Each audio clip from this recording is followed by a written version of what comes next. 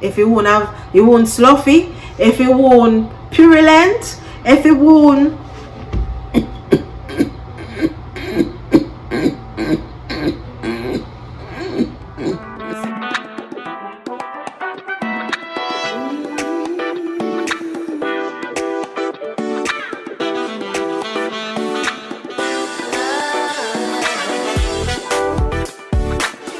welcome back to my channel. For today's video, as y'all can see by the title right down there, right below, today I'll be sharing with you how to pass your span of duty exam on your very first try. Big disclaimer before I get into the video, I'll be sharing my experience. I'll be sharing your a little bit of tips and tricks on how you can pass the exam. However, I'm not gonna guarantee 100% pass if you definitely do watch this video, but if you want to pass, you can watch the video, okay? So let's just get that out of the way. So I have a few things that I really want to share with you guys, but the main thing I want to do is actually to go through the checklist. So I'm trying to find the checklist now. And by the way guys, before I actually get into the video, if you did not know, in my previous video I actually stated that I am a full registered nurse in Jamaica. So yeah, your girl do the thing. And up next in the nursing series, or after I do from year 1 to 4, I'll be sharing my experience of how I passed my R&R examination. So this is the practical, the next one is the theory. And I currently do have a nursing series going on. I just did year 1, I'm about to do year 2 really soon. So please guys, stay tuned to that, because your girl, yeah, I know the remedy for most of these subjects, right? There are a few things that you need to go through before you do your exam. So you need to know the checklist for your dressing, your medication, and you need to know how to do your oral reporting. If you know those 3, you're gonna shell the exam. For the persons that are not familiar with the R&R exam, it's the regional examination for nurse registration exam. It is actually an exam to qualify nurses or to license nurses in the jurisdiction of the Caribbean, so Jamaica, Barbados, etc. etc. For the exam, I'm going to give a story time, right? So story time session. So first of all, on the day of my exam, I was just like so lost, oblivious. I didn't know what to expect. First of all, there's one thing that really goes into doing your exam is preparation. So during like the 4 years of your nursing journey, you will be preparing yourself for this exam. So this is the main thing that you actually go in to actually accomplish in the end, right? So you know, like how you go to high school and you do CXCs, or you go to high school and you do your SATs. This is something that you do when you're leaving nursing school. So it is highly required that you complete it or do it. It's not a must, but definitely if you spend 4 years of nursing school, like why not do the licensing process? I mean, you went to school for 4 years. On the day of my exam, of course I was up all night, because that's the thing about me, I panic study, and sometimes I try to study, sometimes not stick, but I still have to study, because if I not study the night before my exam or go to my bed late, I feel like I not do nothing.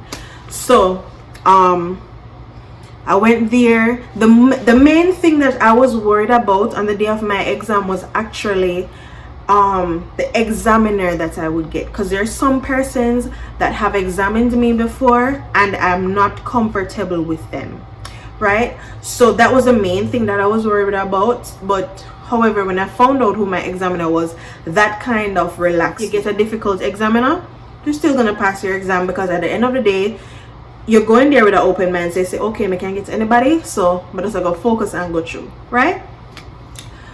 Another thing, when you're going into your span of duty exam, you need to be prepared. So what I did was to actually purchase a tray. I had my own blood pressure machine, I had my own thermometer, I had my own I basically had everything for myself. What you can do, this is a trick, hint hint. So if you know that you're gonna be in a ward where a lot of you guys are gonna be doing like the exam at the same time, what you can do is gather supplies in a box and, you know, try to prepare from the night before. Okay, you're going to use this for your medication, you're going to use this for your dressing, so everything is in one area. And at the end of the day, you don't waste time looking everywhere to pick up the same things that you can prepare from the night before. So that is a trick. I know most persons will know this, but for those persons that don't know, here's a hint for you. Here's a good tip for you. Time management is one of the main aspects on your exam that will determine if you pass or fail. If you fail that asterisk point, then you will definitely fail your exam. It will be, you know, ended right then and there if you aren't managing your time well. And as I spoke about asterisk points, I'll be going through that, so just, you know, hang on for a sec. I'll be explaining the asterisk marks to you soon. So after you go in and you get your 2 patients, the first thing that you should do when you are preparing yourself is to actually get some information out of the docket or the patient record. And this is the name, the condition, what they came in with at A&E, and what they're currently there for, right? The current complications, the current plan. Write all of those on a piece of paper that the examiner provides for you, and then you can go ahead and look for the medication.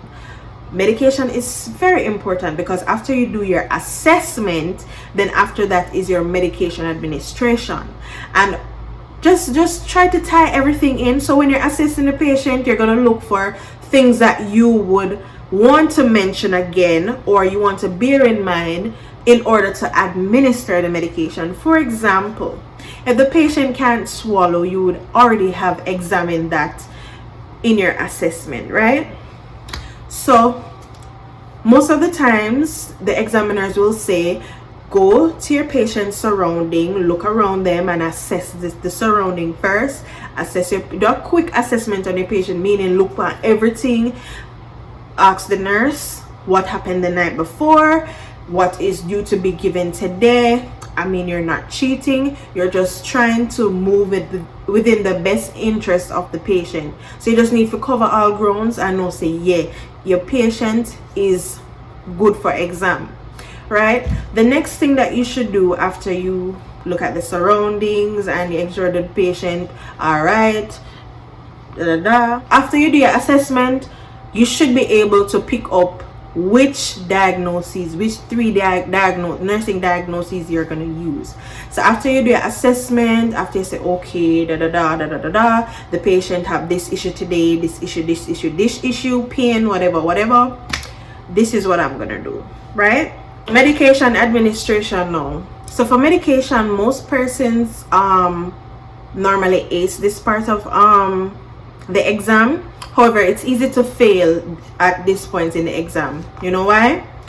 Because in this process, you're supposed to want to have a nurse, a registered nurse there watching you get like serve the medication, meaning like take it out, assess if it's the right medication, You are supposed to have your examiner there, and you are supposed to have the correct packaging as well as the patient's name on each medication, right?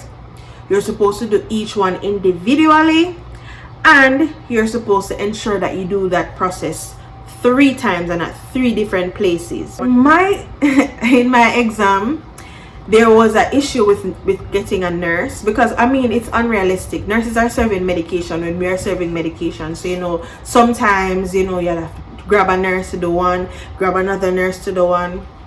But it's best to keep one nurse, one solid nurse that you know, okay, she'll oversee me for the whole exam, so you know, you won't have to be looking around for other persons, right? So that is an issue. You need to just think about it before the day of your exam, which nurse you're going to use, which nurse all of the students on that particular day is going to use to, you know, administer the medication, right? It's not a requirement, but I mean, being overly prepared for the exam is better for you, because I mean, you don't know what can happen. But anyways, after you dish out your after you find your medication, ensure that the patient's name is on it and everything, and you put it on your tray. then you know that for each cup you're gonna label with the patient's name, what the drug is, the dose, and sometimes we can also put the bed number on it just to be sure, right? I'm very intricate in everything, so ensure say meticulously scrutinize the container and make sure say everything depend it, because good girl and I feel like exam, yeah. But anyways, so I currently put them on the tray. I label them, and just as I am putting the drugs on the tray, make sure I remember what is drug for, what is drug for, what is drug for, what is drug for. Because as you know, if you are not able to recall anything about the medication, it's possible that you will not be able to give that medication and you will be putting your patient at risk. So ensure that you know the medication for sure, like you know at least 3 or 4 side effects, and you know 1 nursing consideration or 2 nursing considerations. So if you're giving digoxin, right, you know say for digoxin cardiac glycoside, you have to do the local apical pulse, or you have to know the patient heart rate. If it's less than 60, you have to hold the digoxin. You have to know say if the patient has a blinking yellow light and headache and them something there, digoxin toxicity. Yeah, you need to know them local something there. Can you see if you know them local something there? The examiner gonna say, girl, know our stuff, girl, ready for the work. So after you do that and that and that, you know which drug you serve, you dish out everything. And after you dish out everything, then you're gonna say to yourself, okay, I'm about to go to the bedside. I just need to verify again with the nurse that I have the right thing. So you see, if you get everything conceptualized in your head, and you say, okay, there's a reason why I'm doing this, I'm gonna double check. It's a double checking. If you understand what you're doing while you're doing what you're doing, then you'll get why you're doing what you're doing. You understand what I'm saying? So after you do that, you are going to go to the bedside with the nurse, the examiners, and everything, the tray and everything. Ensure that you bring the box for the medication, so you can verify that, okay, it came out of this box, just to verify that it is the right medication that you dished out. So after you do that and you go to the patient's bedside, you make sure you identify the patient,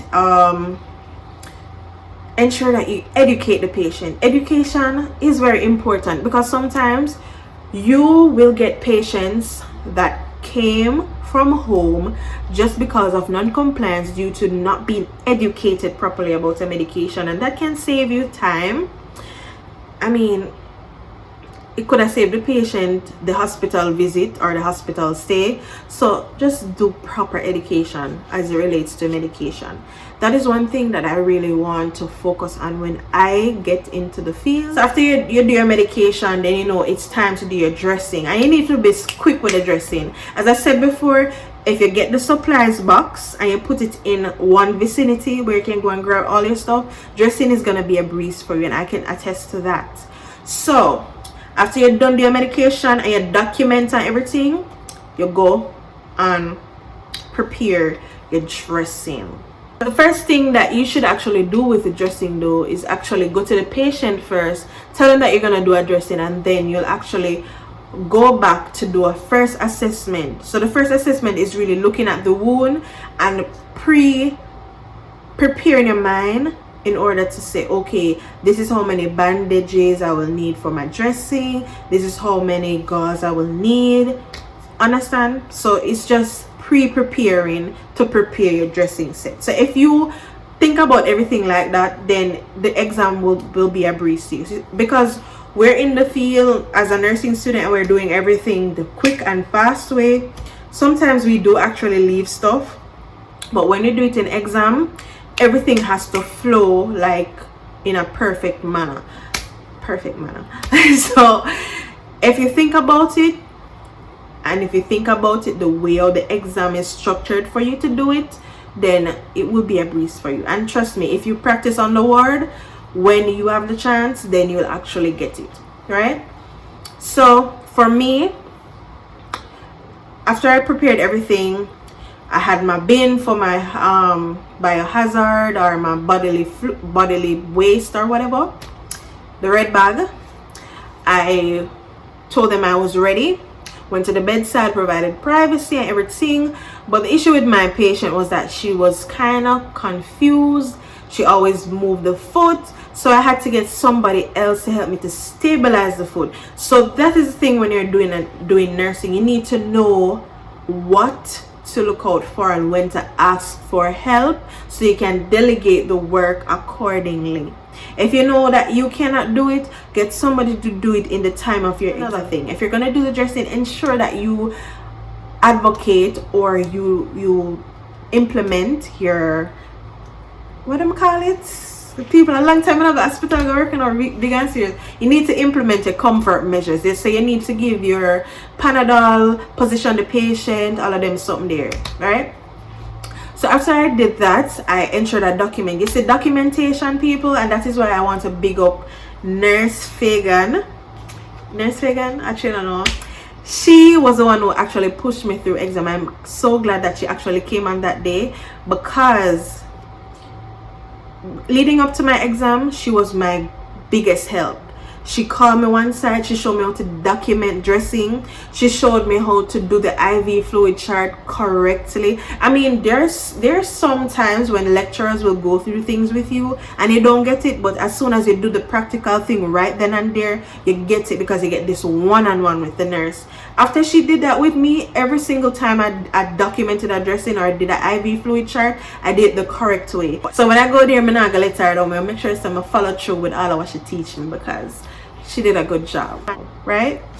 So after you do your dressing, then you're gonna go ahead and gather all the information. So you're gonna interview your patient.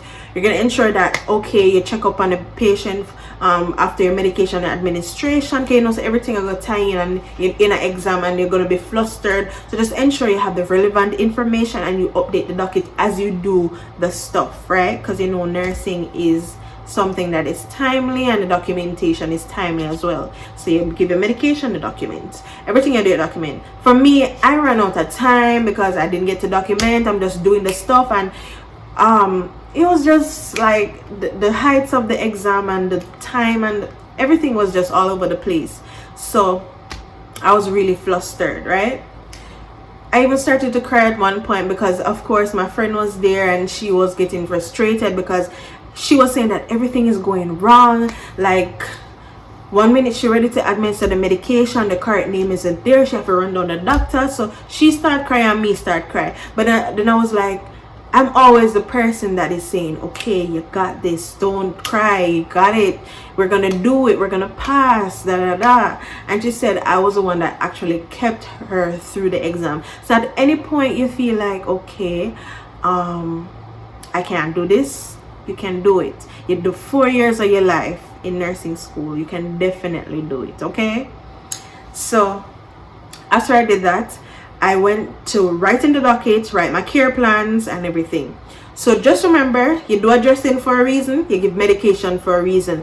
Try to find out why you do it, and try to find out what in your assessment relates to the nursing care plan that you're supposed to do. You're gonna find out what in those 3 things that you did relates to a nursing care plan, right?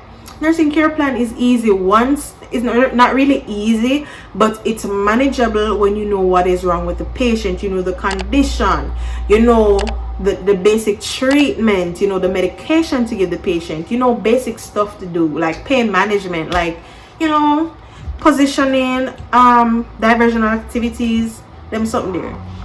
So you just need to know what care plans should be. People, let me tell you something. So when I go in for do my oral reporting, well, when I was almost about to go in the room for the oral reporting, nothing was on my paper, okay? Nothing. Nurse Fagan had to turn to me and say, student, come here, let me see your paper. She said, wait there, what the care plan them there? I said, I'm not finished yet. She said, hello, done what you did do and come write your care plan them. All of them information the way you write out of the docket not necessary. The care plan I will go make you pass or fail. So I left for me to do immediately. I'm gonna start box up some care plan, box up care plan, box up because I was practicing every day. The care plan stuck in my head. So therefore the care plans were stuck in my head, so therefore as soon as I put pen to paper, they just came right off the top of my head. So after I finished my 6 care plans, because I got 2 patients, after I finished my 6 care plans and I went around to do my oral reporting, they refused one of the care plans. However, throughout the whole oral reporting, like I was like so nervous. I felt like I didn't do my best. I feel like I was gonna fail. And worse, when them tell me said them no one that the care plan, I was like, which other care plan me I go find for this patient? But anyways, after I left out of the room, I went to the nurse and I said, nurse, them say one of the care plan them no make no sense and me have to go over it. She said, girl, you need to hurry up because the time's so up. She was just there for me on that day. I mean, I really appreciate her. She just kept me going. She said, student, you need to hurry up under the last one because the exam is supposed to be finished now. So yeah, so I guess at the last hour when it was supposed to be ending, I was still there trying to find out which other care plan I could use. When I found out which one I could use, then I hurry up and write it in, and then the rest of the information that wasn't there on the form, I had to fill it in because talking to the patient and, you know, getting to know the patient, some of the things were in my head. I also read the docket, so some of the things were in my head in order to tell them, but it just wasn't on the paper. Some of it wasn't on the paper, right? So after I went into the room, did my care plans, writing the dockets, everything documented, one of the examiners came around and said they're ready. That is when I put my last dot on the paper. When I put my last dot on the paper, she said, come, we're ready. We're ready for the papers. We're ready for the docket. We're ready for everything. Yeah. And I gave it to her confidently because I know I'm do my best. Just at that moment in time, I called my mother and I said, Mommy, my exam just done now. And right now, I do my best. I am never confident in exams, to be honest with you. Sometimes I just feel some of those, but I don't. So after I gave in my paper and my brother said a relief because I said it is finished. Any end result when I get from this, it better be positive because I did first and last time I did this. But anyways, after I handed in the paper, we like waited for like 2 hours. It was a lot of persons doing exams. I mean, we have a small group, so they basically just did exam on 2 days, so everybody get clustered up and so we did the exam between the span of 2 days. So they marked everybody together, and after they marked everybody, then afterwards they called us individually. People, my other classmate was there crying. And I was there like, oh my God, what the hell am I gonna do now? She a ball and me want ball. I say I don't know what I'm doing at the exam. I'm confident, and then our next man I say, girl, suppose I go fail. Like, people is nerve-wracking. So when I spend so much money per 1 degree, you want to come out successfully, right? And you have to pay for the exam. So we were there waiting. I went on to the next ward where the other students were. We're there waiting for a good while. Like, we started the exam in the morning and up until in the night when I get no results yet. People, bear in mind, I went to school 6 o'clock the morning because we went to clean up the ward and so forth. So we go early in order for ensure that everything set good.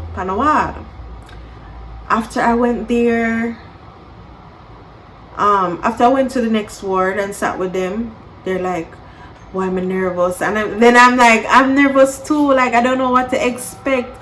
Like, it was just so nerve-wracking. It wasn't even, boy, I'm telling you. And we wait until they started calling persons from the next ward, right? So the persons from the next ward went in, they got their results because at just one place, there was just one place where all of the results were being given out, right? So after they got theirs, of course, it's our ward next. Only 2 persons did the exam on our ward. one person went first. No, it was actually 3 persons doing it on my ward. Yeah, 3 persons. So I was the second person. I went in. I'm gonna sit down. So I sit down and rock back. So no rock back. So I just sit down and I sit down and people. I'm telling you, I was so nervous to the point where me are shaking up. I'm gonna say me are shaking up, people. And then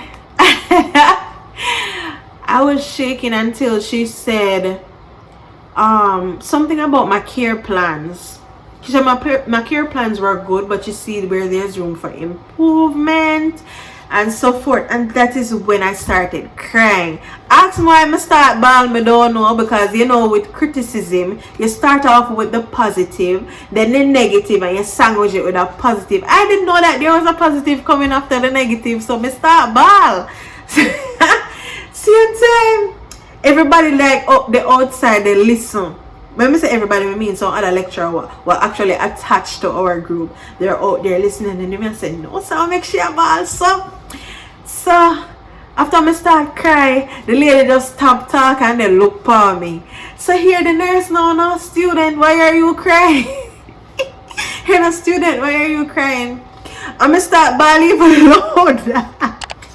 I'm gonna start bawling even louder. So here the main examiner now from the nursing council. Student, why you cry? Look on the paper here, so 84% to get. Me say, miss, what you say? Me say, miss, I can't make you feel so I make me know and laugh, then did that in there for me. Me say, people, I bought some ball the day. You see when me find out some pass? Me say, miss, what you say? I say, I got do it. I say, I ball, so till them couldn't even make me come out of the room until me calm down. I was so, it feel like something just lift up off of me. Like, I just feel, trust me, people. But anyways, as I stated before, I passed my exam. I went home, I popped champagne, and trust me, that is how you are going to act when you pass your exam. So don't panic, don't go in there and fret and talk foolishness to your examiner them. Don't forget your nurse, don't forget to do your medication. Just try to know the checklist. You see, once you do that, you're gonna be fine. Once you practice, you're gonna be fine. Once you do the right thing, when you touch the ward in your 4th year and you do everything according to the nursing council checklist, you're gonna be fine. You don't need to worry. It's gonna be fine. If it is that you don't pass, trust me, there's a chance to do it once again, right? Ensure you know the checklist. Once you can do your medication and your dressing properly, as well as good oral reporting, you're all right. Okay, so please don't worry and don't fret. And I had promised that I will let you know what the asterisk points are, so I'm just gonna go ahead and tell you what all the asterisk points are in each individual part of your exam. Right, so in the assessment aspect, you should collect data from primary and secondary sources, meaning from the patient, from the docket, from the nurses in the station, right? So if you don't collect the data, you know you're gonna get a big fat F, you're gonna fail. Another thing you should do is identify the client's needs. So you know which needs as relates to Maslow relates to that patient. If it's safety and security, if it's an oxygen need, I know all that go already. People more and do a video or breakdown Maslow, because I found out a way to remember it, and trust me, it helped a lot of people. In your nursing diagnosis, everything is asterisk. You need to identify the nursing diagnosis appropriate to that particular patient. You need to formulate the nursing diagnosis. If it's an actual diagnosis, you need to have a problem in the etiology and the manifestation. And if it's a risk nursing diagnosis, You need to have your problem and your manifestation, right? The next thing, in the planning of care, the asterisk is that you correctly prioritize the patient's needs, right? In the implementation of care, you need to demonstrate the knowledge of the disease process. So if you don't know the disease, you're not gonna know if you care for the patient. So you need to know it, and you need to know what are the treatment modalities for that particular disease. And next thing is that you should have effective time management, right? That's another thing, that's another point that I spoke about. Another thing is that you need to identify changes in the patient's condition and ensure that you report it to the registered nurse. If it is that the patient is deteriorating on your hands, you need to report it to the nurse on duty or the nurse in your cubicle that, okay, hey, this patient is deteriorating, what can I do? The patient is wheezing, the patient is not responding at all, you need to promptly report. You are in full control of the patient, however, the nurse on duty is responsible. You're working off of their license, so therefore you need to report to them, right? So another thing in the implementation, you need to ensure that your documentation is accurate, complete, correct, concise, and organized. And say we document in the SOAPIER method, right? Another thing, you should ensure that you evaluate the care given throughout the shift, and you should also show that you have followed the nursing process, right? So you do your ADPI. Next thing is professionalism. So there's collegiality and there's also attitude. In collegiality, you should utilize ethical, legal, and theoretical principles when interacting with patients, relatives, and members of the healthcare system. So as it relates to ethical and legal issues, say you must provide privacy to the patient. You should ensure, say, you do everything to benefit the patient. Do nothing to harm the patient, right?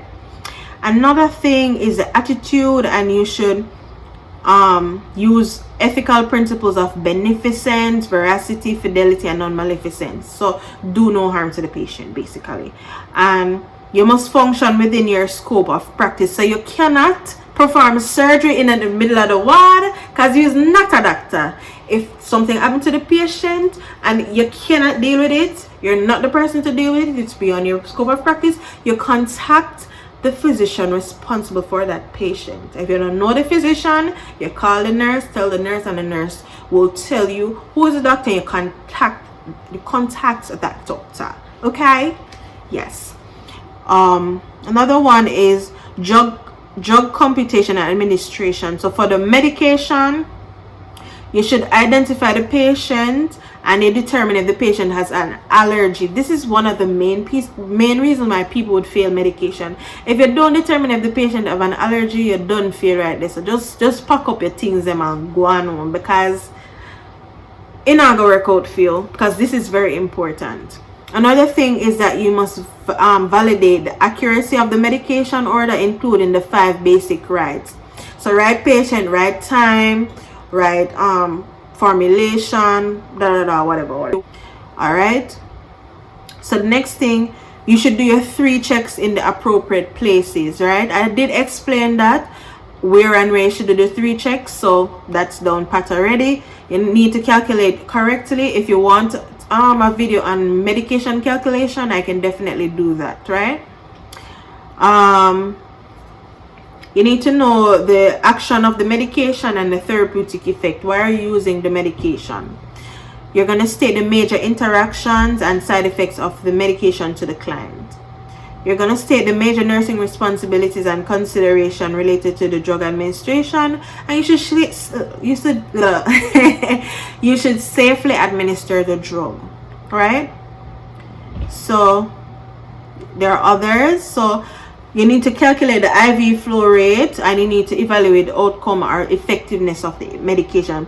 You should also wash hands before, after, and during medication administration. So there's a lot that goes into medication. All right, so as it relates to dressing, you should not leave the wound open for more than 5 minutes.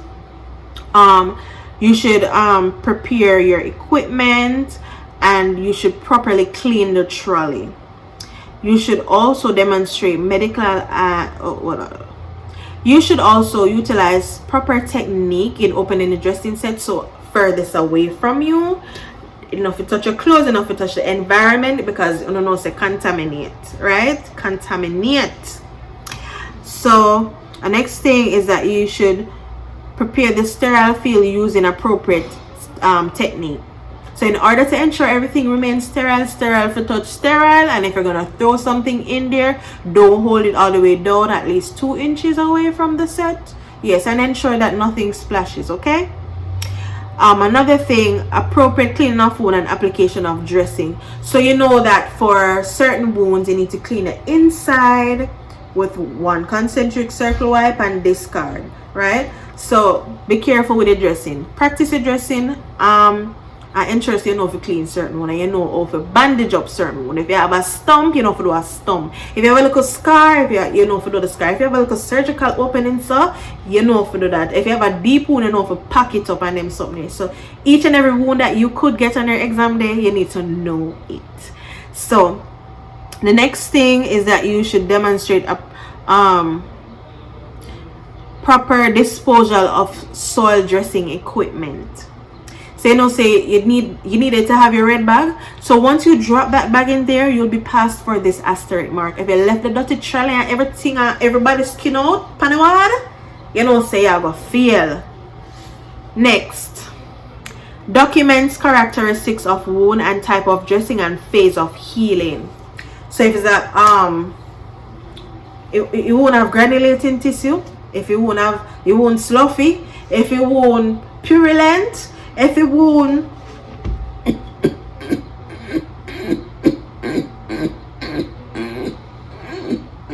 sorry. So every aspect of the wound you're supposed to be able to document, right? So I do apologize for putting the asterisk marks at the end. However, I thought that it was very important, so I should not end the video without explaining. So guys, that is how you actually pass your span of duty exam on your first try. Thank you so much for watching. Ensure that you like, share, comment, and subscribe. And stay tuned for the rest of the nursing series.